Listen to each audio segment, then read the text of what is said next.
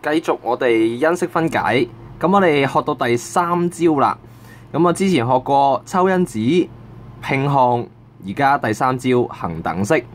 咁恆等式咧有3條噶嘛，咁啊先用第1條嘅恆等式去做某啲題型去做因式分解先。好啦，首先喺呢度兩個項，諗一諗之前嘅招數，抽因子冇得一齊攞喎。拼項得2個項，自然都冇得拼啦，拼乜鬼啊？咁所以咧呢度咧係要用恆等式呢一招，我哋先做得到嘅。咁恆等式的話，我哋呢一條恆等式係一嚿二次減另外一嚿二次，咁呢度得一個二次啫喎。咁呢個點算呢？9係乜嘢嘅二次呢？係3嘅二次。開始中二咧，要對二次方數好敏感。9係3嘅二次啦，係咪？所以 A 二次減 B 二次 ，A 加 B 乘 A 減 B， 到隔離啦噃。呢一度 16x 二次，佢未係一嚿數嘅二次噶，16未有二次方噶嘛，係咪？咁所以我哋要變去做一嚿數的話，16係乜嘢嘅二次呢？4，所以我哋變咗做 4x 呢嚿數二次，呢個二次咗就係16啦，呢個二次咗就係 x 二次啦。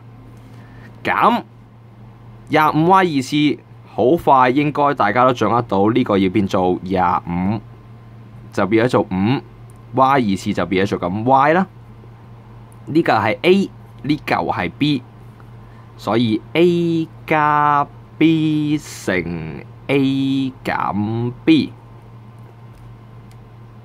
咁啊由呢一隻未有嘢楞住喺個字母前邊，到有嘢楞喺個字母前邊，就學咁樣做啦。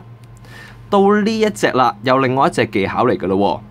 我哋條恆等式係 A 二次減 B 二次。但係呢一度前面變咗做減號喎，咁我哋點算呢？呢嚿係正，呢嚿係減，我哋調翻個次序佢啦。4x 二次減49，咁就變翻之前呢一啲題型噶咯噃。4x 二次我哋變咗做 2x 呢嚿數二次啦，減49係7嘅二次。A 加 B 乘 A 減 B， 好啦 ，check yourself， 下邊呢度有3條數，試一試佢，繼續解答咯。25係5嘅二次，64x 二次係8x 二次啦。記住呢度個括號啊，如果冇咗呢個括號的話呢，淨係得個 x 有二次，而8冇咗二次，憑空消失咗8噶啦，咁就會，咁所以呢度就會變咗做5加 8x， 5減 8x。到呢一個啦，考你將啲嘢變翻做一嚿數二次啦。習慣81變咗做9a 嘅二次，減100係乜嘢二次呢？12次。所以 A 加 B 乘 A 減 B， 到隔離呢一隻啦，調翻次序佢先，因為我唔要減嗰個喺前邊，我哋調翻個正嘅喺前邊。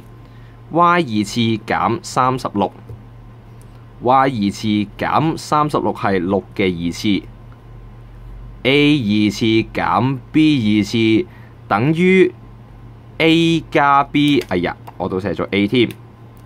A 係 Y，A 加 B 乘 A 減 B。記住呢條恆等式佢背唔到恆等式咧，呢紮數就基本上唔使點做啦。